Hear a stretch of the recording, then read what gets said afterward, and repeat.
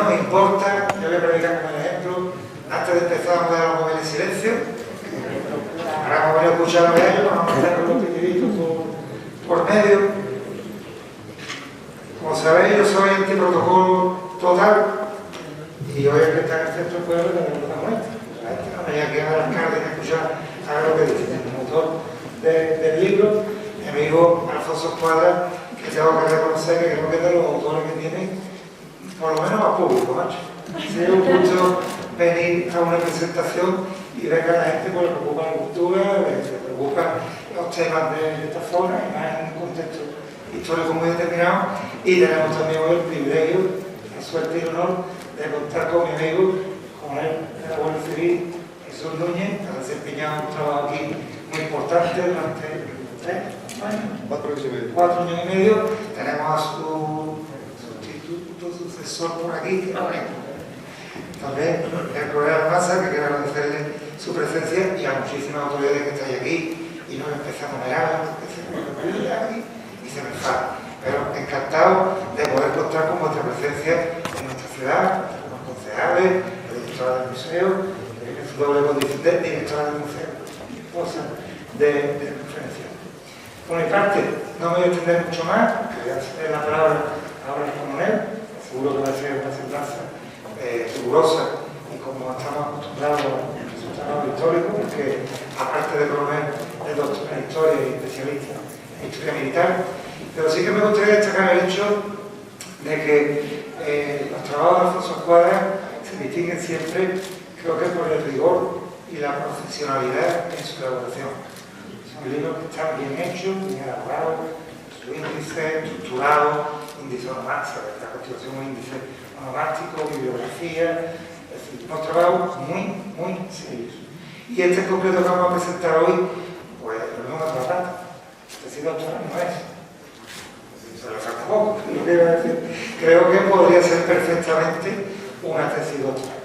Así que por mi parte, Alfonso, agradecerte el trabajo que estás haciendo por formar parte de lo que es esencial de la cultura de nuestra ciudad en estos momentos, animarte a que continúes con ese trabajo, como he dicho, profesional, serio, riguroso, con una parte de la historia que sé que te apasiona. Hace muchísimos años más, una conversación hemos tenido al respecto. Y por mi parte, ¿cómo es? Darle la palabra a Pedro Coronel Jesús y lo que he dicho de los móviles. ¿Sí? Ya mismo estamos en la parte que sobra, que es la intervención. Pero ahora empieza la parte importante. Así que os pido pues, la máxima atención y estoy seguro que vamos a aprender bastante. Jesús, tiene la palabra y voy a pedir tener un aplauso a Alfonso por el trabajo magnífico que está realizando.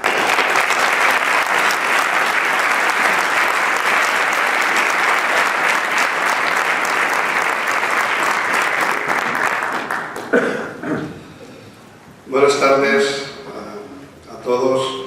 Quiero comenzar ahí unas palabras de agradecimiento primero al autor, porque me ha concedido pues, este privilegio de poder presentarlo junto a su obra.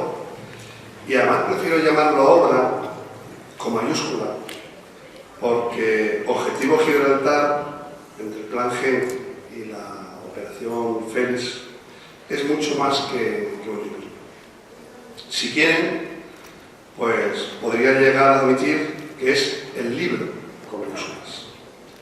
Pues en esas 894 páginas, tienen muchas más páginas que muchas tesis doctorales, que lo componen, está recogido todo lo que hasta la fecha ningún historiador ni investigador había publicado.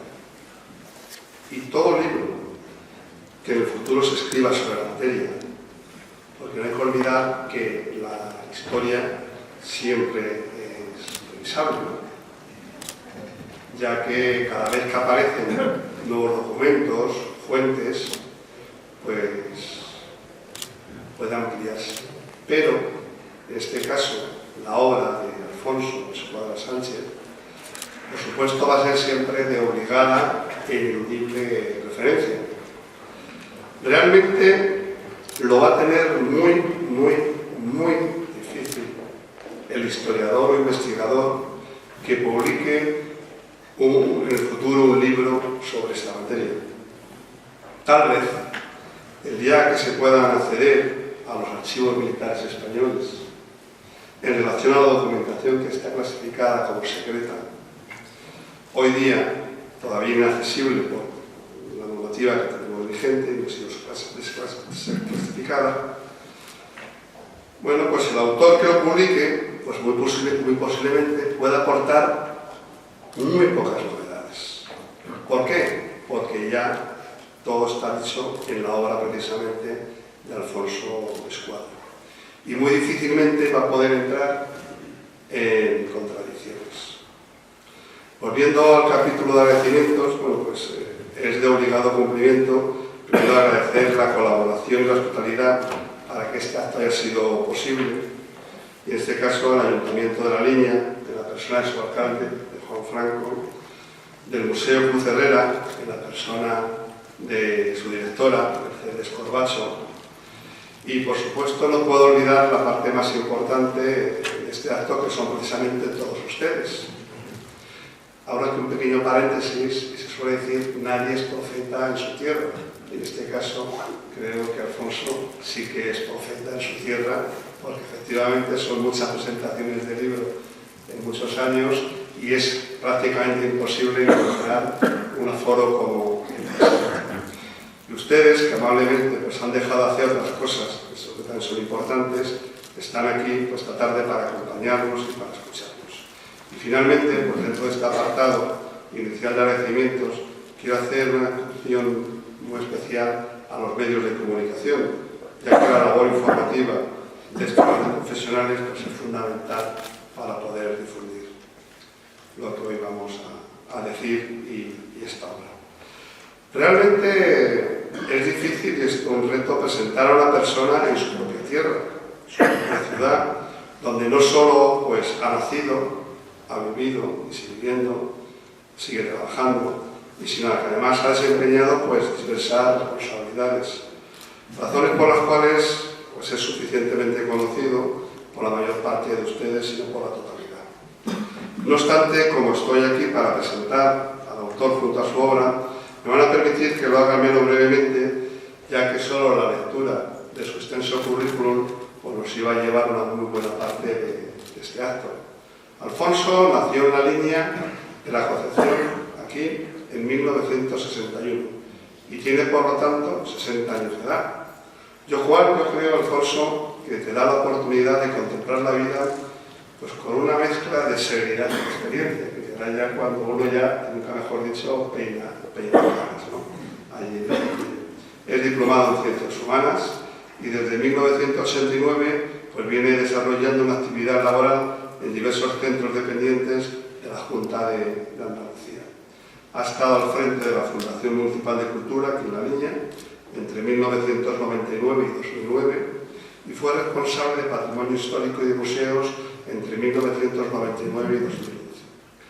Al margen, o mejor dicho, además de todo lo anterior, pero su verdadera pasión, con mayúsculas también, que es realmente mucho más, la pasión siempre es mucho más fuerte, más intenso que la afición, es la historia, con mayúsculas. Y concretamente, en este caso, la relacionada con la Segunda Guerra Mundial. Y ello precisamente en un lugar como es La Liña de la Concepción, que a mi modesto entender creo que fue el municipio español que más intensamente vivió precisamente en primera persona y muy directamente dicha contienda. Alfonso, preocupado siempre por la historia militar, fundó en Madrid en 1989 una revista editada por Barreira Militaria y 2 años después fundó en Cádiz, junto a otras personas con inquietudes similares a la suya, la Asociación de Estudios Histórico-Militares de ámbito nacional, de la que llegó a ser su presidente y vicepresidente durante varios años.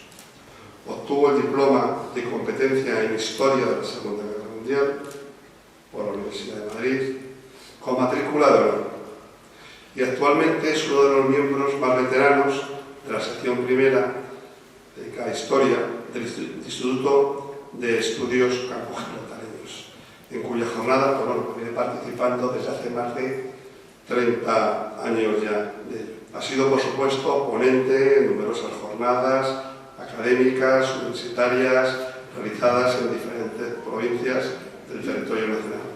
Y ha participado y asesorado en diferentes programas de radio, de televisión, nacionales y extranjeros, debiendo destacar, la lista es bastante grande, debiendo destacar que en 1997 dirigió la serie de 37 capítulos, Gibraltar durante la Segunda Guerra Mundial, habiendo colaborado luego en diversos documentales británicos y alemanes también. Es autor de numerosos libros y artículos, imposible poder relatar todos y cada uno de ellos, pero a mí sí me gusta, porque además, no solamente porque los tenga, sino porque los leí y los descubrí antes de conocerlo él personalmente, años antes. Es A la sombra, y además muy vinculado, lógicamente, uno de ellos, pero el primero de todos ellos, con esta tierra, que es A la sombra de la roca, la Segunda Guerra Mundial desde el campo de Gibraltar, que fue editado en 1997. Una especie, digamos, de... No, yo creo que no solamente fue cumplir con la Tierra Chica, sino además es que era de llenar un espacio, un hueco que había vacante en la historiografía precisamente local relacionado con la Segunda Guerra Mundial. Y luego al año siguiente, en 1998, una obra que realmente descubrió incluso a los propios profesionales del ramo pues una cuestión que era inédita, y era precisamente la participación de miembros de la Armada Española en la Segunda Guerra Mundial en las fuerzas navales alemanas. Era muy conocido la División Española de Voluntarios, sobre conocida con el nombre de División Azul, fuerzas del Ejército de Tierra y de voluntarios que participaron encuadrados como una división dentro del ejército alemán, pero la participación, había un conocimiento de pilotos que habían estado en las fuerzas aéreas alemanas, pero fue realmente pues, una gran sorpresa la investigación que hizo, primero en un libro y que luego posteriormente amplió con ello. Y realmente por eso yo le prestigió muchísimo en el ámbito de los historiadores de la Segunda Guerra Mundial, al no hablar de un tema conocido y dar su visión personal, sino descubrir precisamente algo completamente que era inédito. Han sido varios libros más, pero podría estar hablando de ellos, pero creo que ha llegado ya el momento para empezar a hablar y escuchar al autor. Luego yo creo que habrá oportunidad para el coloquio, para hablar algo. Yo creo que eso va a ser interesante, siempre es una más interesante. Yo tengo algunas preguntas preparadas también, porque hace 10 años, en uno de los archivos que precisamente nombras y que investigas, que tenemos en Cádiz, en la provincia, que es el archivo Capitán General José Enrique Varela Iglesias, que es gaditano de San Fernando, fue ministro del Ejército precisamente en buena parte de la historia de tu libro, desde el año 39 hasta el año 42. Has consultado su archivo y además el ministro del Ejército, cuando se produjo esa reunión que tú reiteradamente citas a lo largo del libro, la del 23 de octubre de 1940 en Daya, sobre la cual se ha escrito, se han hecho documentales, se han hecho películas, se ha imaginado mucho, se ha dado de otro tipo y tú, como dicen los artilleros, has fijado por el fuego perfectamente una cuestión que además no solamente es que lo dices, es que lo acreditas, porque esto, cuando estamos en el mundo jurídico, cada uno puede dar su versión como testigo de los hechos, pero luego para que una evidencia termine siendo prueba de cargo, pues y es lo que tú has hecho, que es una de las cosas que, como ha comentado nuestro alcalde, en el mundo de los historiadores, y por aquí veo a varios historiadores además reconocidos y con muchos años de profesión y de ejercicio, cuando un historiador agarra un libro, lo primero que hace no es ni el prólogo, que por cierto el prólogo es importante, que luego lo citaré en un momento, a esa persona. Los historiadores vamos automáticamente al final del libro, porque nos gusta ver las fuentes. ¿Por qué? Porque nos movemos en un mundo hoy globalizado, pero que sigue arrastrando los mismos errores, ahora más y mejor, gracias a Internet, que es lo que nosotros llamamos los refritos. Es decir, gente que copia y pega y va arrastrando los mismos errores de quienes el libro también se nota precisamente y pone al descubierto precisamente alguna de esos defectos, esas vulnerabilidades que tienen, y hay gente que no investiga. Y para investigar hay que ir a las fuentes primarias, hay que ir a donde están los archivos. Los archivos pueden ser públicos o pueden ser privados. Yo siempre digo que la mitad de la historia de España está en las casas de muchos ciudadanos que son descendientes de determinadas personas y que han ocupado puestos de relevancia y tienen la documentación. El Archivo General Varela fue un ejemplo de ello. La familia del General Varela, afortunadamente, lo entregó al Archivo Municipal de Cádiz, está digitalizado, tiene cerca de 10.000 fotografías, 100.000 documentos, 400 mapas y planos, y eso está a disposición precisamente para que historiadores e investigadores como Alfonso Escuadra pues puedan participar de ello. Porque hay mucha gente que escribe libros de historia o cree que escribe libros de historia o engaña diciendo que está escribiendo libros de historia y lo que está haciendo es copia y pega. No voy a decir, aquí hay algunos que también son profesores universitarios, no voy a hablar del Rincón del Vago, pero vamos, se podría calificar perfectamente ese tema. Esta obra, por cierto, se terminó de imprimir, tal y como reza en la última página impresa, un 2 de agosto del año 2021, justo la fecha del 81 aniversario del primer plan alemán para tomar Gibraltar, la colonia británica que tenemos aquí y disfrutamos, entre comillas, al otro lado de la verja. Con el imprescindible apoyo español, pues sin ello, evidentemente, como ustedes, cuando muchos ya les he visto que tienen el libro preparado ahí para que se lo firme el autor y otros tienen la mesa al fondo a la derecha a su disposición para ello, pues no hubiera sido posible. Lo último sí que debo decir, antes de dar la palabra al autor, que este libro fue presentado en Madrid el pasado 20 de noviembre por el capitán de navío Ángel Liberal, que no nos puede acompañar esta tarde, me ha escrito para decir que por cuestiones personales no podía estar en ese momento ahí.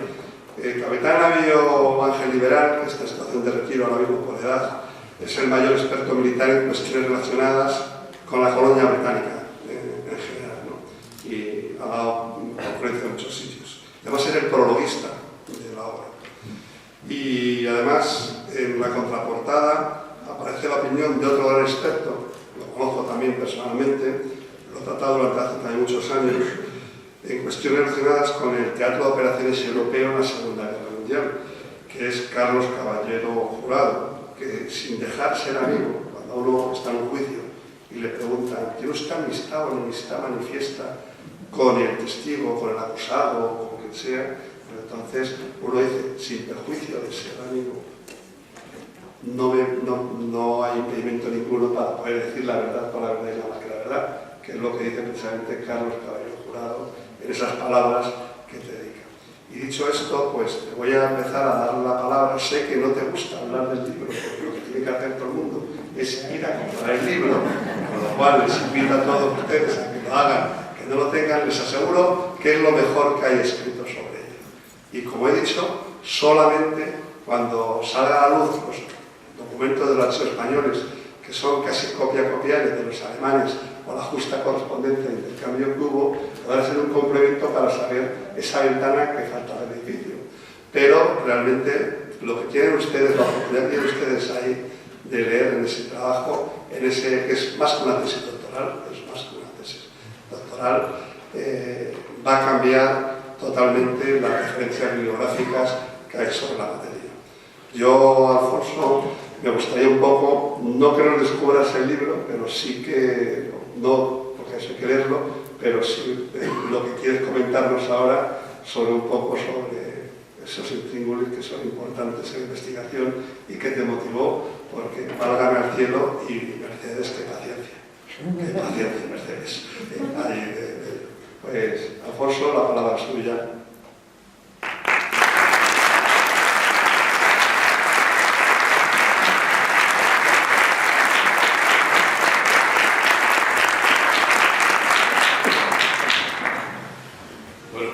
Esto que acaban de escuchar no hace sino poner de relieve la amistad que me une al coronel Jesús Núñez, a quien yo quiero aprovechar hoy para felicitar públicamente por la reciente concesión del premio Marqués de Santa Cruz del Marcenado, uno de los más prestigiosos y más afamados que concede el Ministerio de Defensa, por su labor como historiador, como escritor y como humanista en el más amplio sentido de la palabra.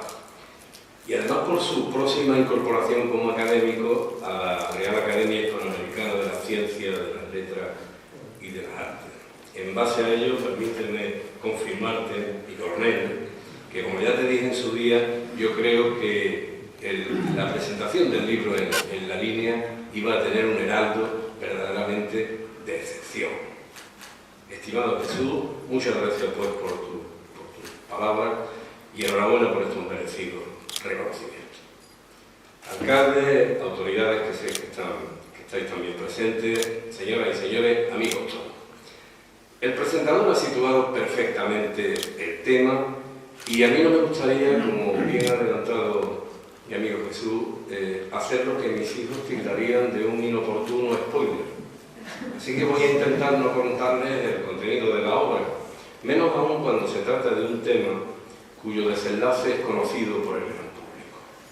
Yo no creo que haya nadie en esta sala que ignore el hecho de que España no tomó parte como beligerante en la Segunda Guerra Mundial. De manera que ya conocemos, si me permiten el símil policial, que el cadáver ha aparecido tendido sobre la alfombra del salón. Ahora lo que se le planteaba al investigador era reconstruir con precisión cómo sucedieron los hechos, descartar las pistas falsas y encontrar la evidencia suficiente para identificar quiénes habían sido los principales responsables y cuáles habían sido los móviles que les habían alentado. En suma, dar respuesta a una larga sucesión de cómo y de por qué. El momento siempre resulta propicio sacar la obra, pero el momento era especialmente indicado para recapitular sobre los acontecimientos de aquellos años, porque se cumplía el 80 aniversario de Félix, de Endaya y de todo lo que rodeaba, y eso hacía de la ocasión especialmente propicia para que saliese un trabajo como este. Hay que tener en cuenta que el primer manuscrito se terminó en el verano del 2020 y la intención primera era hacer coincidir su presentación con ese 23 de octubre que el coronel ha mencionado antes, fecha de la entrevista Franco-Hitler, que era verdaderamente el epicentro de toda esta historia. Está en la mente de todos la dolorosa circunstancia que impidió dar en su día el cumplimiento a ese propósito y que por desgracia aún determina, esperemos que en la menor medida posible, nuestro día a día, como veo aprecio por las mascarillas que cubren mucho de los rostros de los presentes en esta sala. Un año después, gracias a la solícita predisposición del excelentísimo ayuntamiento de esta mi ciudad y del Museo Cruz Herrera, la Delegación de Cultura, organizadores de este acto, por fin puede ser presentado en este espacio.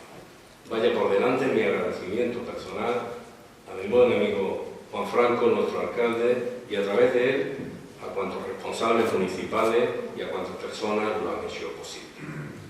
Si tenemos que entrar en la génesis de la idea, de dónde parte todo, hay que recordar que a mediados de los 90, con motivo de cumplirse el 50 aniversario del final de la Segunda Guerra Mundial, el Grupo Yuri me encargó una veintena de artículos concebidos para facilitar el acceso del gran público a los acontecimientos de aquellos años, pero con una característica, que solamente se podían utilizar hechos que tuviesen como escenario el campo de Gibraltar.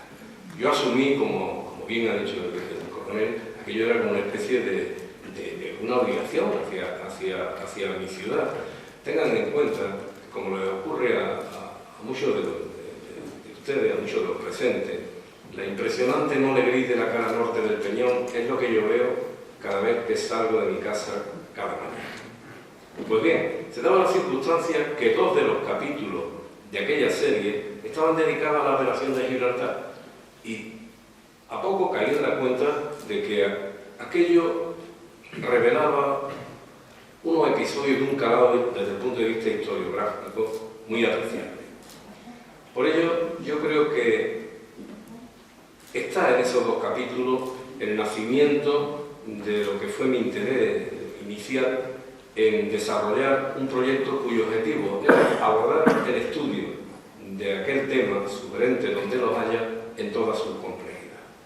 Puede decirse, pues, que aquella veintena larga de páginas que componían esos dos artículos, que después se refundieron en lo que fue A la sombra de la roca, he visto algunos ejemplares ya de un libro muy agotado hace muchísimos años, que fueron publicados por Europa Sur, son los antepasados directos de esas casi 900 páginas que hoy presentamos. Es muy posible que el título, Objetivo Gibraltar, entre el Plan G y la Operación Fénix, pueda llevar a alguien al error de pensar que se trata de una monografía de contenido esencialmente militar sobre el desarrollo táctico o el marco estratégico de una operación alemana de importancia aparentemente secundaria. Aparentemente secundaria si se compara con la campaña de Francia, con la ofensiva del petróleo, con el corazón de Stalingrado, con la guerra submarina, con las campañas del Pacífico, etc. Y además una operación que pudiera parecer que también tiene relativo interés desde el momento en que nunca llegó a ejecutarse. Yo tengo que aconsejarles sinceramente, honestamente, que desechen inmediatamente esa idea. Se lo digo sinceramente porque sería algo así como sucumbir a la primera trampa, a la primera de las muchas, que condicionan el estudio de un asunto tan controvertido como este. Desde luego, en el capítulo 13 del libro van a disponer de una pormenorizada reconstrucción de la operación de Gibraltar desde el punto de vista militar. Posiblemente por su nivel de detalle, modestamente puedo decir que existe poco parangón con lo que se ha llegado anteriormente. Pero hablamos de error desde el momento en que con la toma de Gibraltar no solo se perseguía expulsar a los británicos de su principal bastión en el Mediterráneo occidental, un punto además de primera importancia en lo que eran las vitales rutas que unían Gran Bretaña con su imperio, donde discurría la savia de la que se alimentaba entonces la resistencia británica. Ni siquiera bastaba con evitar la posible expansión británica a través de, utilizando a De Gaulle como mascarón en las colonias francesas del norte de África. No solamente era eso, sino que en palabras, vamos a citar una de las pocas citas, en palabras del general Alfred Jodl, jefe del Wehrmacht-Führungsstab del Departamento de Operaciones del Alto Mando Estratégico de la Wehrmacht, la caída del Peñón era ni más ni menos que la llave de la victoria alemana en Occidente, y algo de mayor trascendencia aún, como era, a partir de esa operación se iba a poder establecer el hinterland defensivo, el gran despliegue defensivo que hubiese permitido encarar el futuro enfrentamiento que estaba previsto mantener con los Estados Unidos. Pero lo más importante desde nuestra perspectiva como españoles es que, tal como el Oberkommando del Wehrmacht y los demás organismos de alta planificación militar alemanes tenían asumido desde el principio, se trataba de una operación imposible de realizar sin el concurso de España. O sea que aquel golpe de gracia, como se le denominaba a los británicos, exigía nada menos que la entrada de España en la guerra. Por esa razón, el desarrollo de las fases de estudio, de planificación y de puesta en marcha de la operación por parte del alto mando alemán se encuentra indisolublemente unido a una complicada y ambiciosa maniobra de orden diplomático cuyo objetivo era conseguir la beligerancia española, la entrada de España en la guerra. Esa es la razón de que este trabajo se levante sobre el convencimiento de que la perspectiva política y la perspectiva militar de los hechos no son sino la audimbre y la trama de un mismo lienzo. De manera que solo mediante el adecuado entretejido de estos dos procesos se puede obtener una imagen precisa de los imperativos que condicionaban la actitud alemana y de las expectativas que en verdad determinaron la posición de España en esta fase de un conflicto aún europeo. Fase que forman parte los episodios más conocidos y posiblemente más controvertidos dentro del devenir de su política exterior en un periodo que discurre con ciertas licencias entre el verano de 1940 y el verano de 1941. Ello explica que a mi humilde entender, uno de los puntos de originalidad de este trabajo sea el empleo de la documentación militar, a menudo tan despreciada como infrautilizada frente a lo que sucede con la documentación política o la documentación diplomática. Y ello, a pesar de que son motivos relacionados con la evolución militar de la guerra, las que explican, por ejemplo, el salto adelante protagonizado por Franco en junio de 1940 con el ofrecimiento a la entrada en la guerra que llevaba la carta de Vigón, o la naturaleza o incluso el resultado de las conversaciones mantenidas por el ministro de Exteriores Serrano Suñer en Berlín a comienzos del otoño siguiente, el alcance real de los trascendentales compromisos a los que, por más que se insista en lo contrario, se llegó en la entrevista de la conocida entrevista de Encarni, o las verdaderas razones por las que España no llegó finalmente a sumarse de forma activa a la lucha sostenida por la Alianza de Leyes. Asuntos todo ello que, por increíble que parezca después de 80 años, se encuentra aún inmerso en una polémica que, lejos de dirimirse en cuestiones de matices, enfrentan posturas absolutamente irreconciliables. De ahí que el tratamiento de esta obra se sostenga sobre el conjunto de la documentación política y también de la documentación militar actualmente disponible a los investigadores. Sobre ella se levanta un trenzado en el que ambas perspectivas, la política y la militar, se complementan y se explican entre sí, proporcionando la perseguida respuesta a cuestiones que hoy día siguen abiertas. Y les voy a poner unos ejemplos. ¿Estuvo Franco realmente dispuesto a entrar en la guerra? ¿Se trató de una tentación momentánea o de un anhelo sostenido en el tiempo? ¿Qué trascendencia cabía otorgar a la misión protagonizada por el general Vigón con esa carta de ofrecimiento a la beligerancia? ¿Cuál fue, en verdad, el papel desempeñado por el almirante Canaris, tan conocido? Lo de Serrano en Berlín fue contemporizar frente a una eventual amenaza alemana o negociar la entrada de España en la guerra. ¿Hubo o no hubo acuerdo en Endaya? ¿Cuál fue el alcance del interés de Hitler en la beligerancia española? ¿Qué grado de importancia estratégica cabía otorgar a la operación de Gibraltar? ¿Cómo estaba planeada desde el punto de vista táctico y también desde el punto de vista logístico? ¿Cuál iba a ser el papel de la Fuerza Armada Española dentro de esa operación? Que lejos de ser una operación exclusivamente alemana, era una operación combinada en el sentido que le da la OTAN a ese término actualmente. ¿O qué importancia tuvo la actitud alemana respecto a Francia, en especial tras lo que en el libro se denomina efecto Dakar? Y me explico. Efecto Dakar fue las consecuencias que tuvo la reacción francesa cuando Gran Bretaña intenta tomar el puerto de Dakar utilizando el movimiento de De Gaulle en un intento de expansionar el conocido movimiento de los franceses libres en el África ecuatorial francesa. Un gesto que dio al traste con las negociaciones de Berlín, del máximo nivel, la que estaba manteniendo Serrano Suñer en septiembre de 1940, que supuso para la colonia de Gibraltar los bombardeos masivos más importantes de toda la guerra, con muchísima diferencia, que fueron protagonizados, curiosamente, por la aviación francesa estacionada en el norte de África.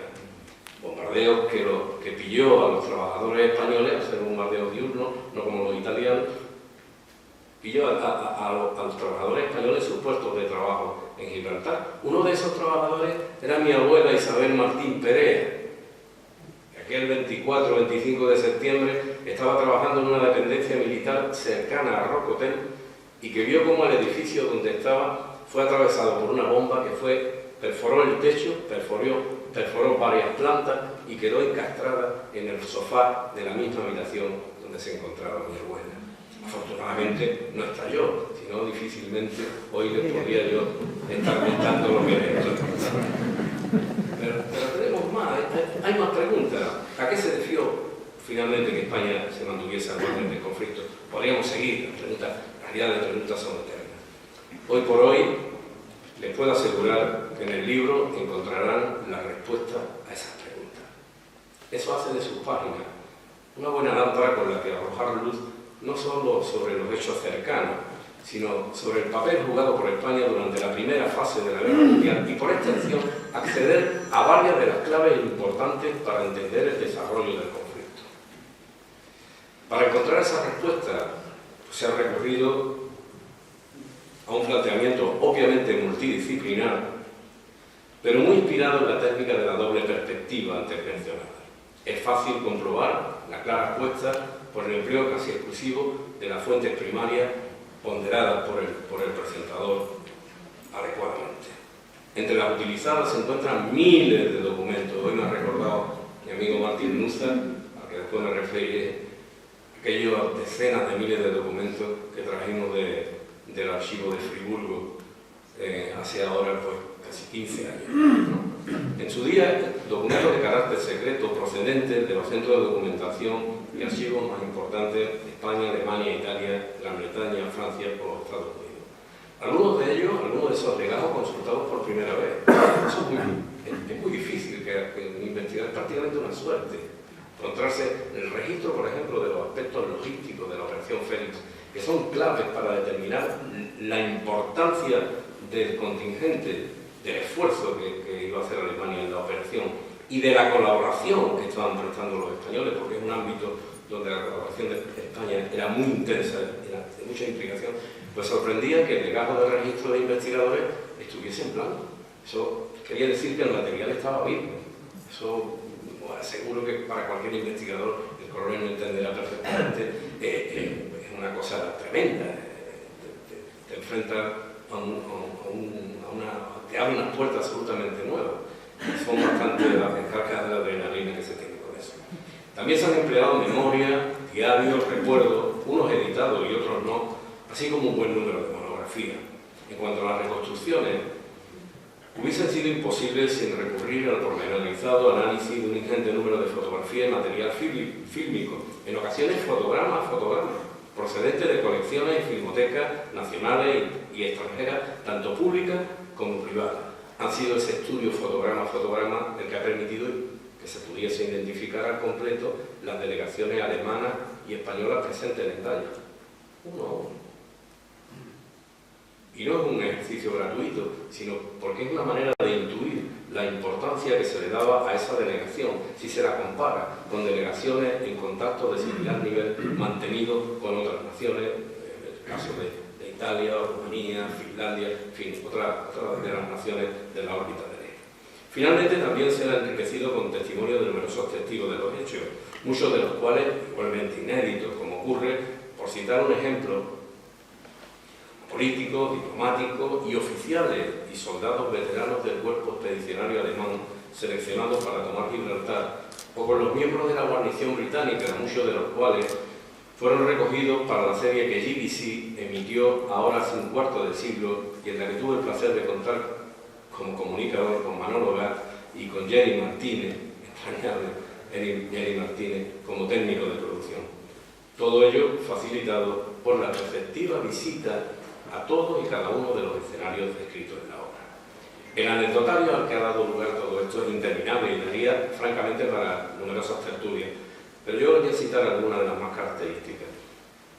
Una de ellas se produjo cuando, durante la visita, durante el rodaje del documental con Alfonso Altecero, conocido documentalista y divulgador, con Rudolf Witzig, el coronel Rudolf Witzig, que fue el que mandaba la unidad que tomó la fortaleza belga Ebenheim, y que, como ocurre cuando se entrevista en muchas ocasiones en los libros de la guerra de origen alemán, hay una línea prácticamente imperceptible que es muy difícil de cruzar.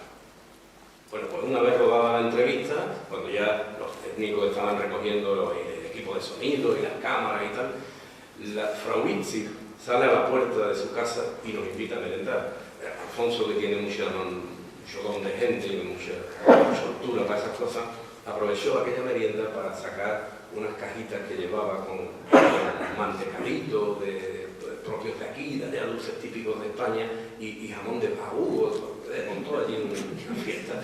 Y eso ayudó a romper el hielo, hasta el punto que empezó a contarnos y empezó contando cosas que no lo había contado antes. Y en cierto momento se levanta de la mesa, se va a una de las habitaciones y regresa portando sus condecoraciones, cruz de caballero con la cruz de hierro y hojas de roble que había ganado durante su servicio con el Africa Corps y durante la campaña de Italia y por supuesto durante el episodio de Ebenheim, los documentos de concesión de aquellas condecoraciones y un informe manuscrito que era el que él había elaborado cuando en julio de 1940 estuvo aquí con Canari y con el teniente coronel Nicoch estudiando si era posible realizar en Gibraltar lo que él había hecho en Benguemar.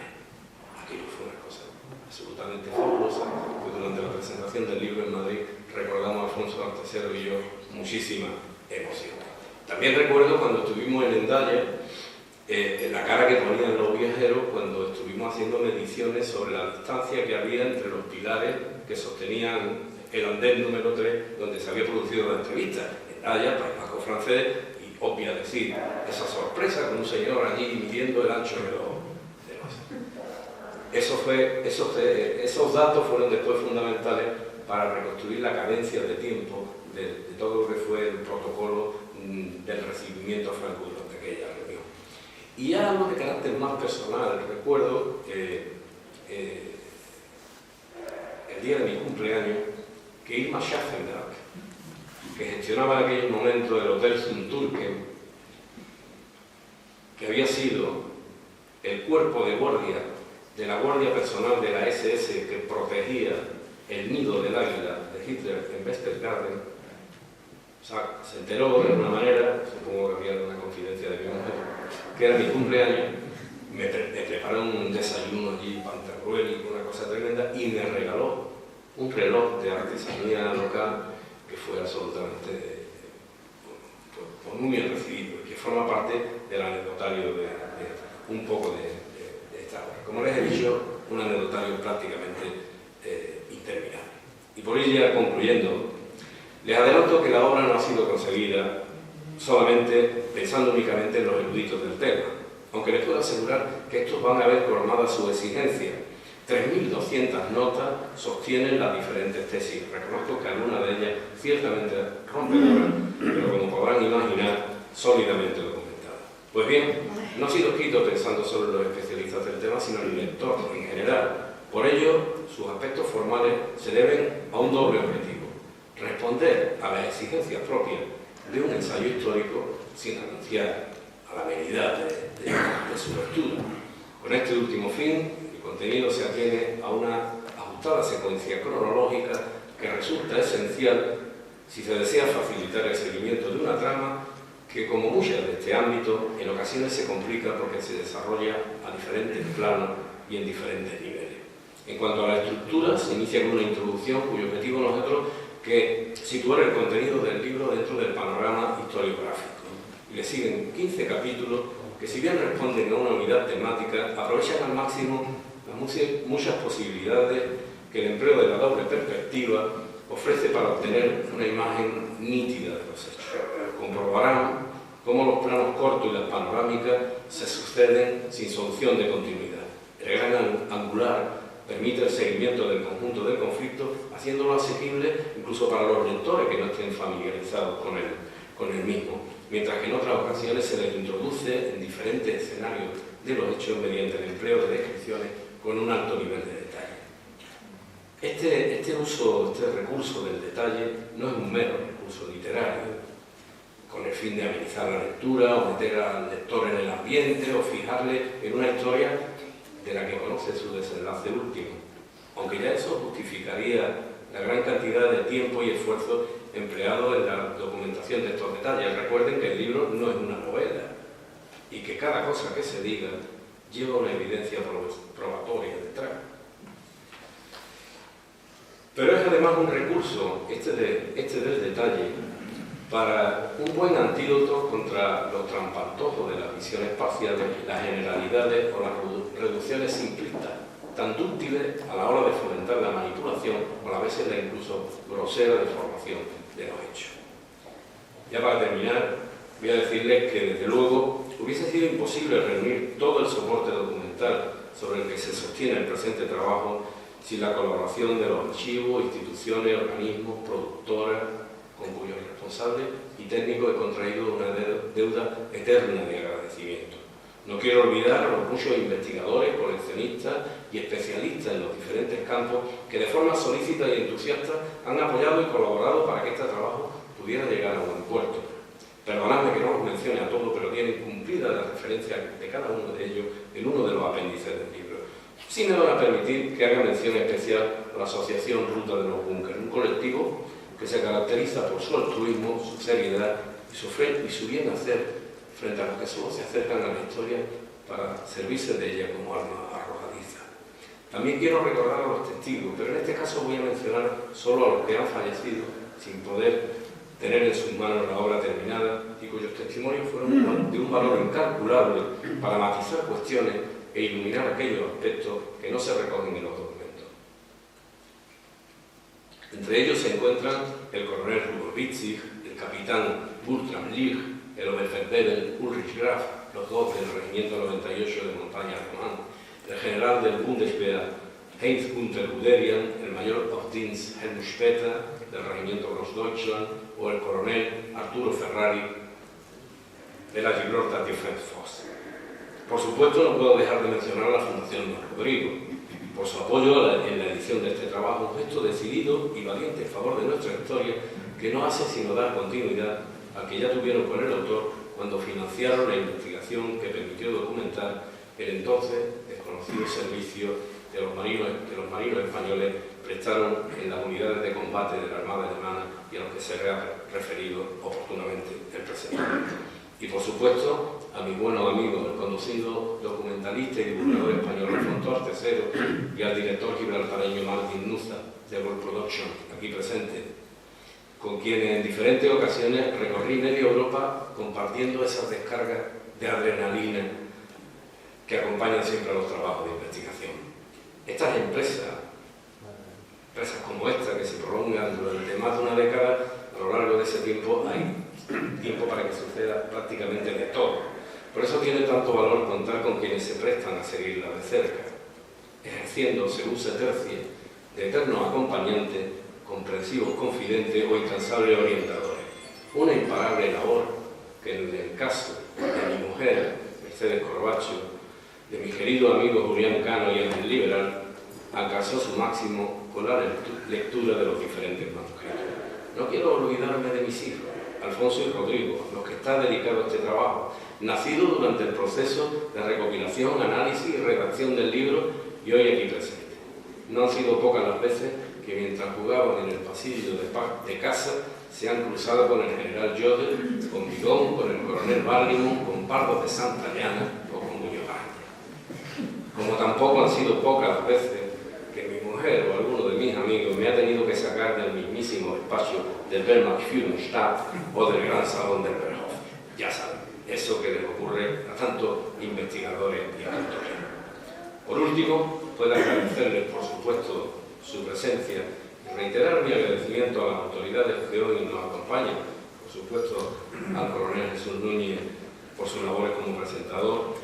Solo me cabe esperar que este trabajo, en el que he invertido más de una década, colme las expectativas de los que tengan la curiosidad de asomarse a sus páginas. Les prometo que será una buena forma de comprobar que la respuesta a las cuestiones complejas jamás se definen a partir de un simple juego de blanco y negro, sino lidiando con una retadora, apasionante e interminable gama de grises. Muchas gracias.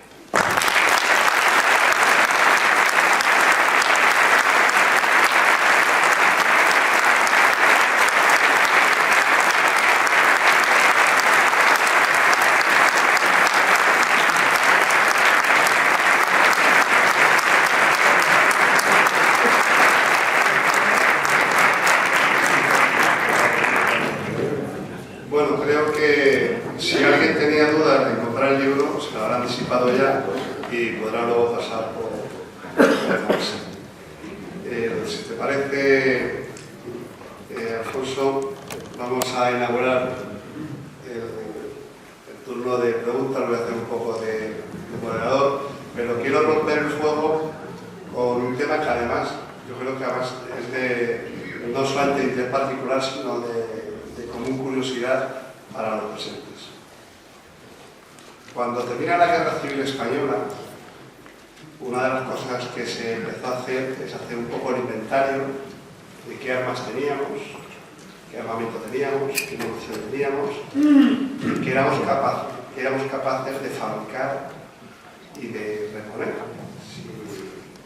si llegaba el caso de volver a utilizarlo otra vez, ¿no? Entre otras cosas, porque no hay que olvidar que el 1 de septiembre de 1939, acabamos de terminar nuestra desgraciada y trágica guerra civil, había comenzado una guerra al otro lado de los Pirineos.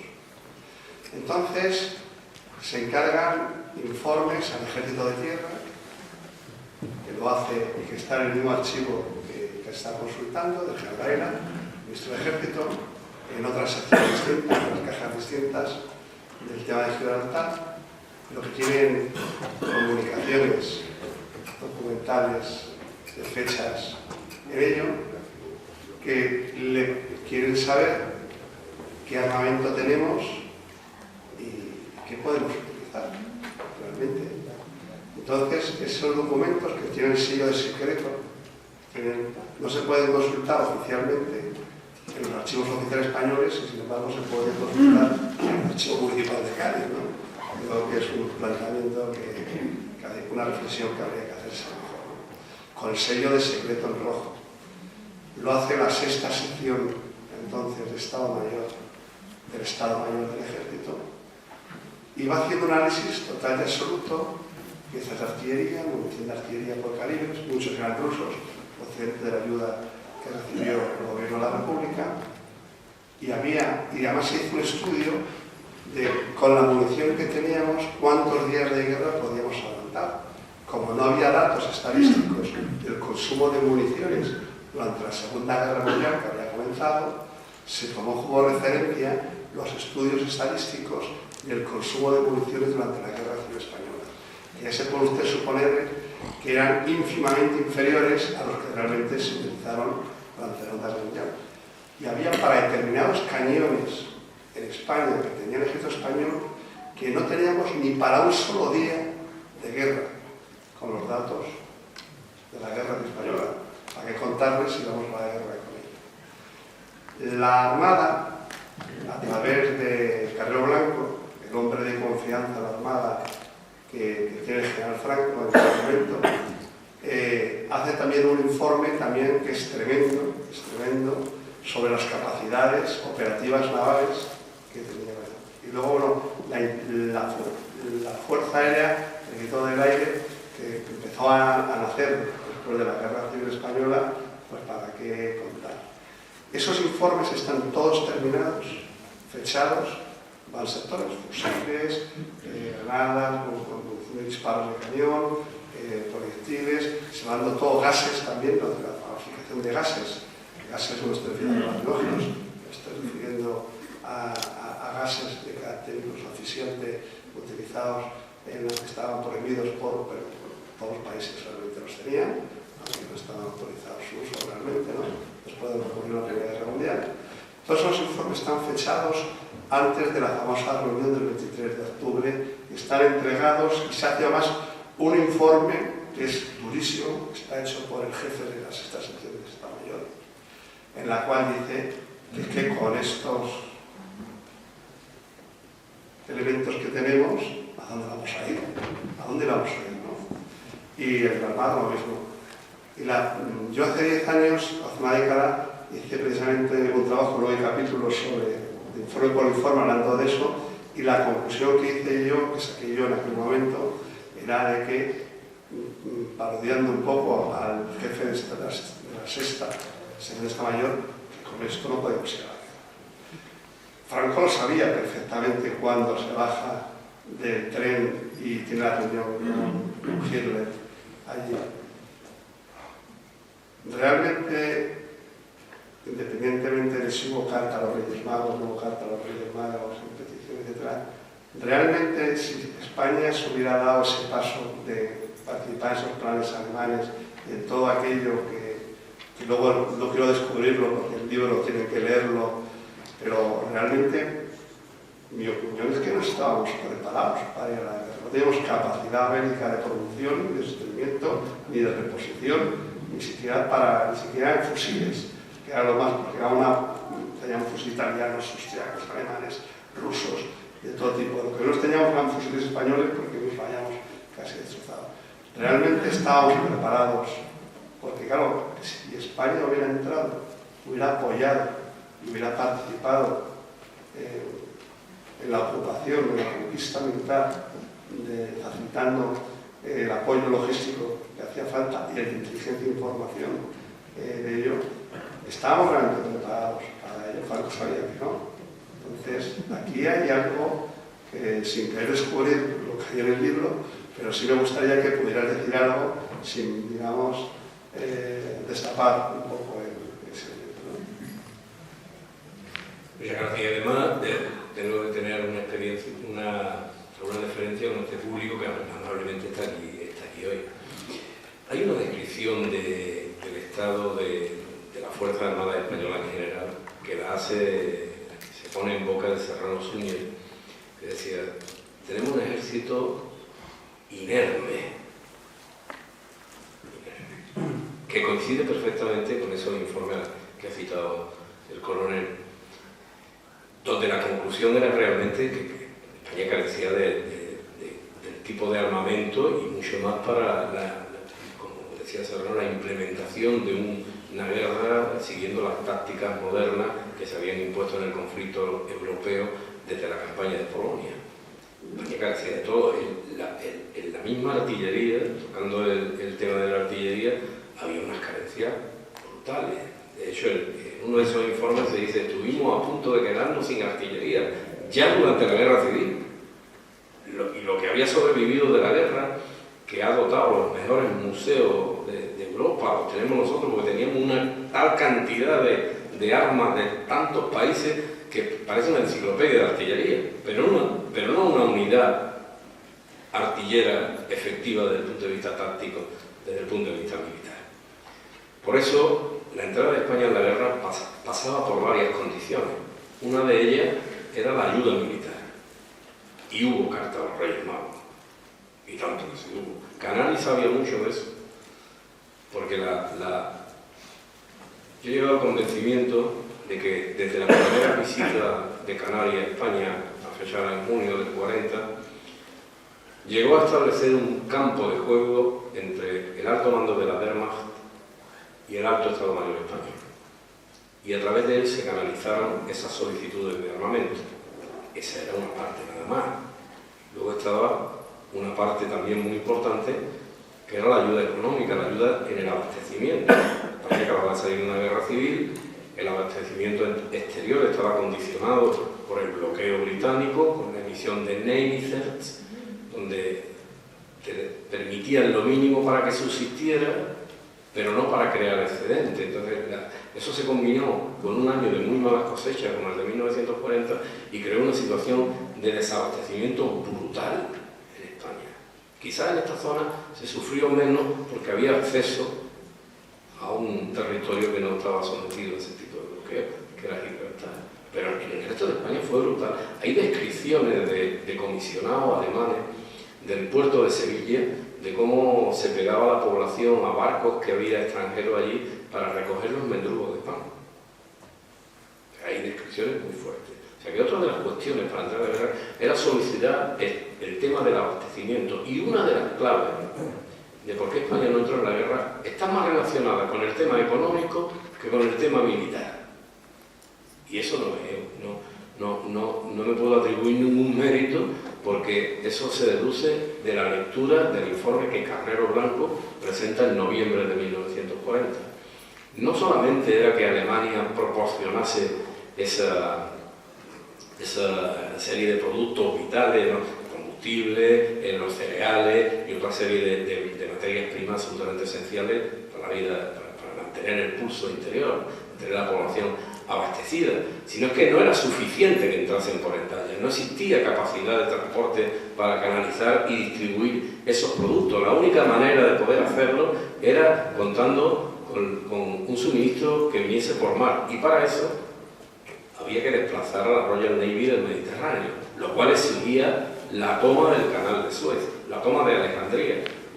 Por eso una de las exigencias que en el informe de Carrero, clarividente, absoluto en este aspecto, y un estratega absolutamente preciso, decía que mientras Alejandría no estuviese en poder del eje, España no podía de ninguna manera plantearse la entrada en la guerra. Y ese consejo pesó en su momento. Ahora bien, decía el mismo Carrero Blanco, si cae Alejandría, si los tanques de Rommel llegan a Alejandría, si la ofensiva rusa permite el lanzamiento de una ofensiva a través de Oriente Próximo, que se planificó, que se planteó, y Alejandría resulta que es cogida en una tenaza por un movimiento desde Oriente Medio, pasando por Turquía y entrando por Siria, y otro movimiento por parte del apoyo alemán, facilitado por el apoyo alemán a las tropas italianas en el norte de África, y cae Alejandría, entonces sería el momento de entrar en la guerra. Porque había una cosa que también hay que tenerla muy en cuenta.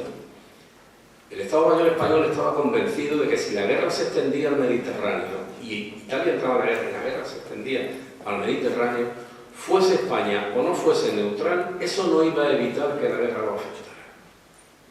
Y en la misma historia de la Segunda Guerra Mundial hay numerosos ejemplos de neutrales que, puestos en el camino de las potencias beligerantes, fueron absolutamente sobrepasados. Y no me refiero solamente a lo que pueda ser Holanda o Bélgica, que son los casos más conocidos. El minado por parte de la Marina Británica de las aguas noruegas se realizó contra un país neutral. Y no importó para nada que fuera neutral. Luego hubo una carrera por la conquista del territorio. Y eso también pesó.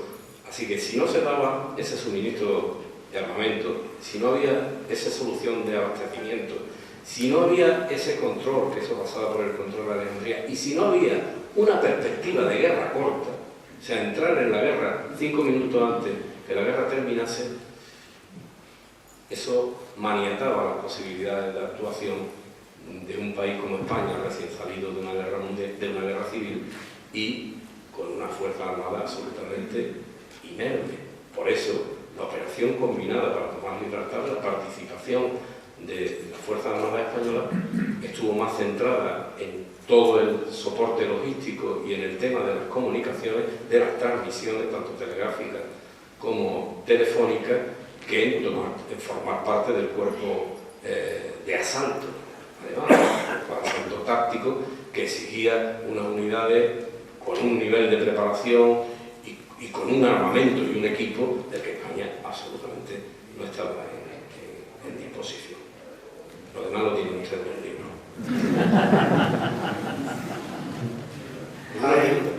¿Hay alguna pregunta por ahí? Sí, póngase bien, pasa el microfonado, por favor. Buenas tardes a todos. Vengo de la ciudad de San Roque, donde reside la de Gibraltar, la otra Gibraltar, que no tenían que invadir, sino que estaba con vosotros. Fuera de broma ya, pues mi reflexión sobre lo que estáis diciendo es que la única opción, primero, España a nivel de combustible dependía de los Estados Unidos y de las grandes petroleras. La Alemania nazi estaba condenada también porque, por el mismo motivo, porque si no podían retener los campos de petróleo en Rumanía y los Urales, no había mucho que hacer. Al haber abierto la guerra en dos frentes y obviamente la ofensiva sobre Alejandría y el canal de Suez no funcionó a pesar de Rommel y todo la fama que tiene. Hitler cometió el error más grande, que fue no llevar a cabo la operación Sea Lion, por un lado, aunque posiblemente eso hubiese fracasado porque el poderío británico de lo que es el Royal Navy superaba con creces todo el rearmamento de la Alemania nazi. Y por último, aunque creo que hay unos errores tácticos, obviamente Hitler era un cabo que por circunstancias, suerte, llámalo como quieras, llegó a donde llegó a consecuencia de un poco lo que está pasando hoy día, como ha dicho el amigo Alfonso ahora, del extremismo, lo que es la miseria, los problemas políticos que se crean, las personas que aprovechan y manipulan tanto.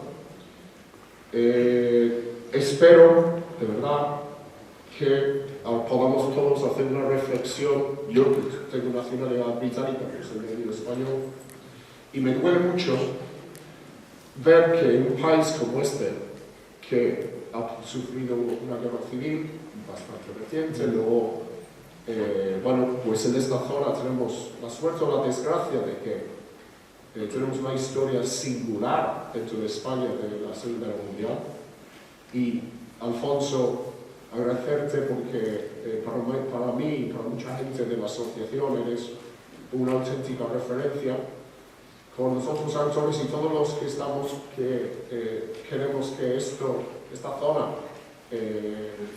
que se desarrolle y que hagamos comarca, hagamos provincia, hagamos Andalucía, hagamos España, ¿no? Y Europa. ¿Por qué? Porque la historia no debe repetirse. Y no hay una cosa peor que el extremismo, la teoría de los extremos de lo que es la herradura del caballo. Ahí tienes el ejemplo del pacto entre la Unión Soviética de Stalin y Hitler. Y con eso yo creo que ya te he dicho bastante. Gracias. Hay alguna pregunta más. Agradecería que fuera más concreta relacionado sobre el tema relacionado con el libro o con la temática, por favor. Bueno, simplemente mientras alguien hace otra pregunta, sí, yo quiero agradecerte a ti como miembro de la asociación, el trabajo que realizáis y felicitarte por tu moral de combate. Tener la absoluta certeza en el otoño de 1940 y expresarte en esos términos, a Churchill se le hubieran saltado las lágrimas.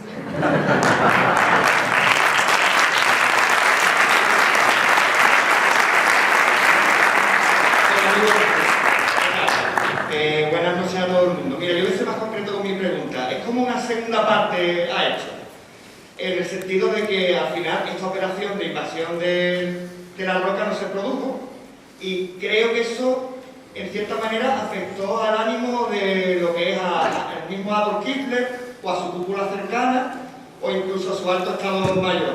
Y se habla últimamente en algunos círculos historiográficos de que había un plan alemán de venganza contra Franco para invadir, y el plan era invadir la misma península ibérica. ¿Realmente es cierto eso? ¿Qué hay que se sabe? Puedo decirle al respecto que la operación Félix, la operación de Gibraltar, nunca se anuló, simplemente se aplazó.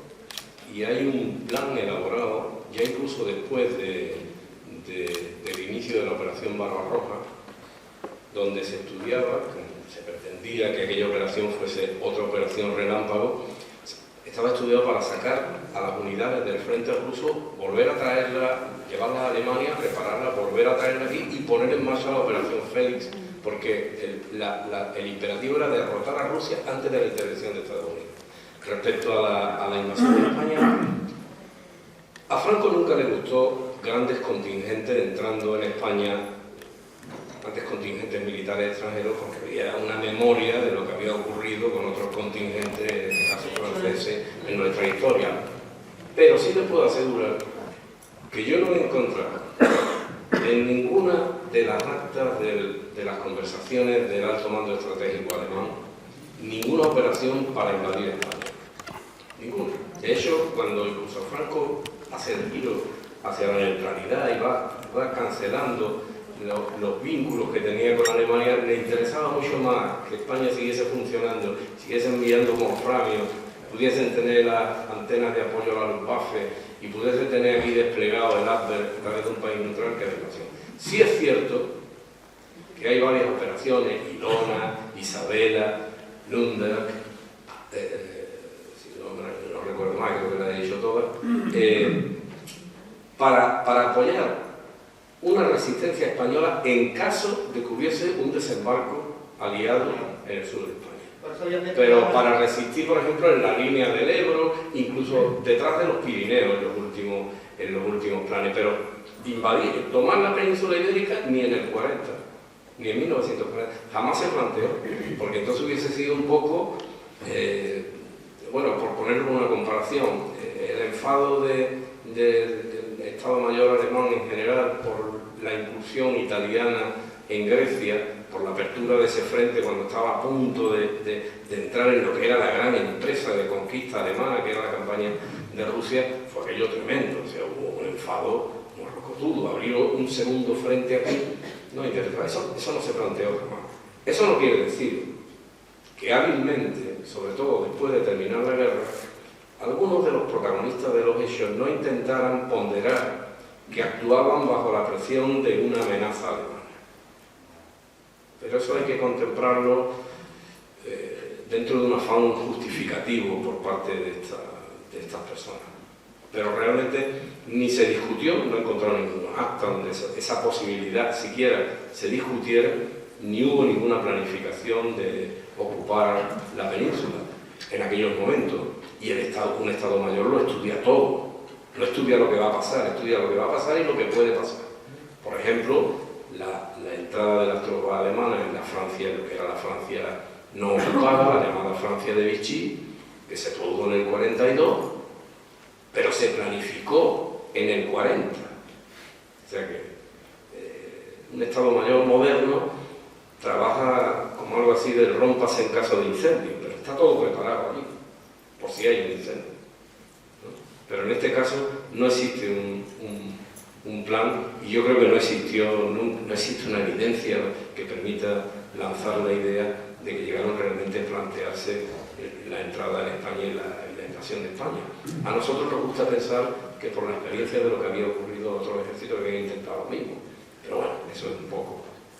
Pues muchas gracias.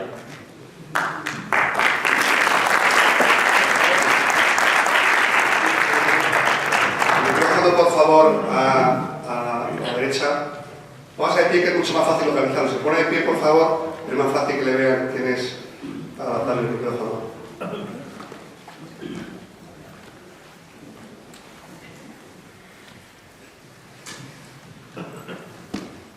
Buenas noches.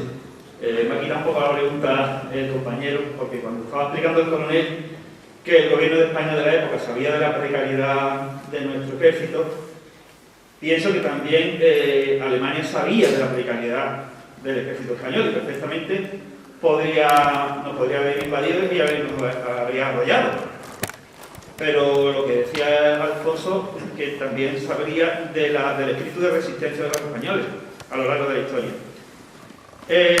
Si en el caso de que España hubiera apoyado o hubiera aprobado estos planes para invadir Gibraltar, el objetivo nuestro no sería otro que la recuperación de la soberanía española sobre Gibraltar, pienso yo. Hoy en día, hacer una operación militar para recuperar Gibraltar, obviamente, es inviable y no está fuera de la realidad. ¿Cuál cree usted que sería la política adecuada para recuperar la españolidad de Gibraltar, según las resoluciones de Naciones Unidas? Yo, Alfonso, me permite un momento.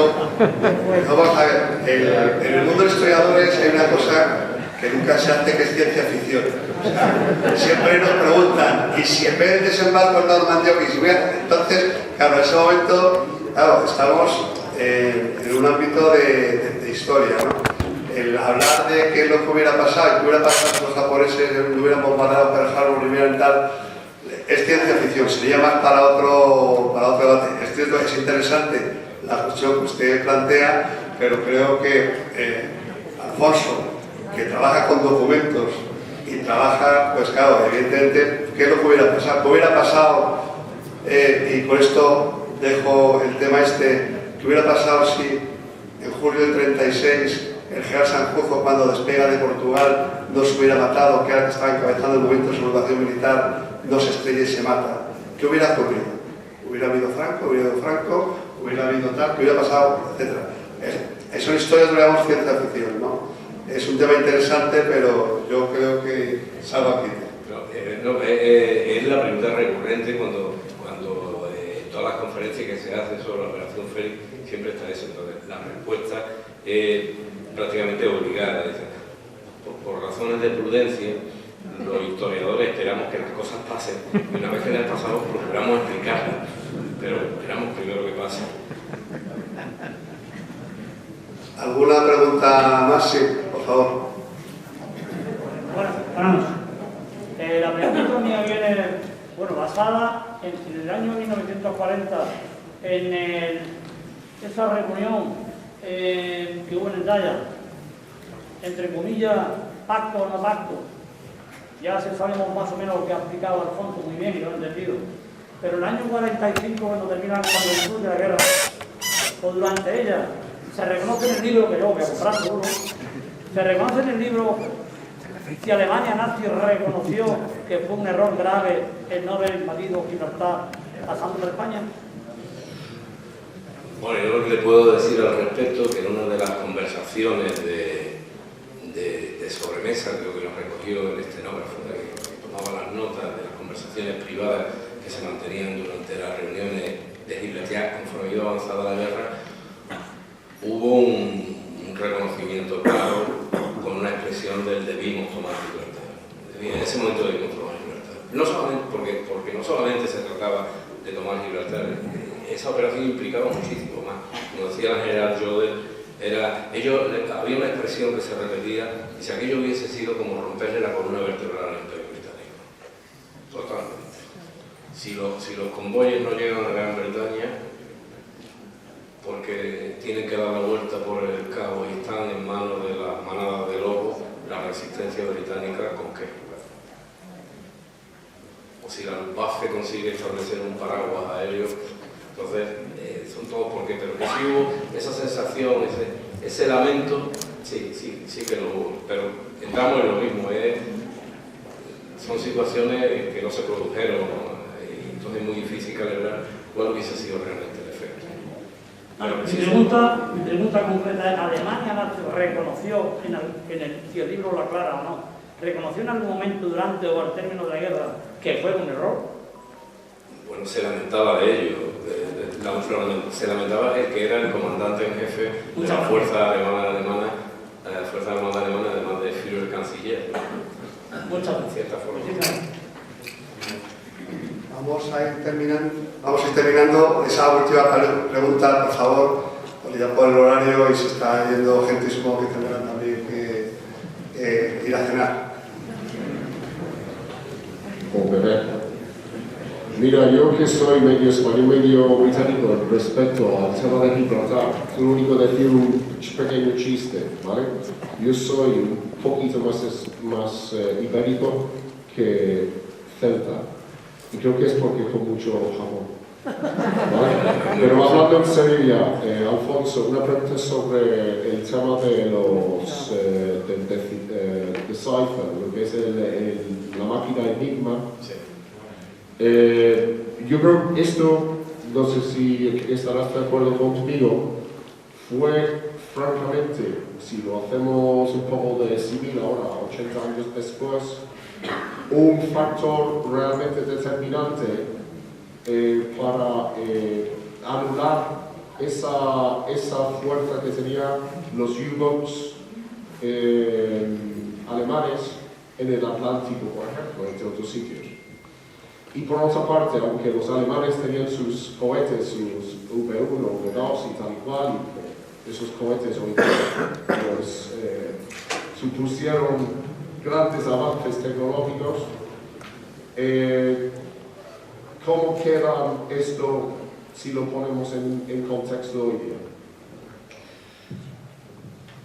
Que el efecto de conocer las claves que permitan descifrar los mensajes, que te permiten conocer las intenciones del enemigo, influyeron en la lucha del Atlántico, es un factor importante. El tema de Enigma es importante.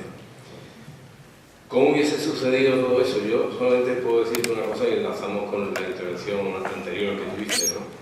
Cuando el gobierno británico se estaba planteando de continuar la resistencia en Canadá, porque también contaba con la posibilidad de tener que Gran Bretaña, que era el territorio de las islas, pudiera pasar bajo control.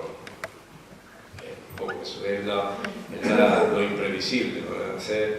Cuando uno ya sabe el resultado del partido es muy fácil gritarle que el fallo ha sido que el defensa no estaba en el sitio, que corría la banda, no corría ese día, que se había lesionado el delantero centro, pero no podemos correr el riesgo a la hora de analizar la documentación de un año, hacerlo desde la perspectiva que te da a conocer los resultados. Hay que, a la hora de calibrar las posturas que adopta cada uno, hay que verse en ese momento y en los condicionantes de ese momento, que son los que un poco determinan la postura a adoptar por uno y por otro.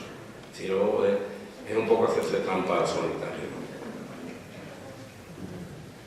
Pues yo creo que podemos dar por terminado ya el turno de preguntas. Seguro que hay muchísimas más que surgirán después de la lectura del libro. A lo mejor sería bueno que ya con un auditorio de lectores del libro se pueda suscitar ahí ese tema. Pues muchísimas gracias a todos.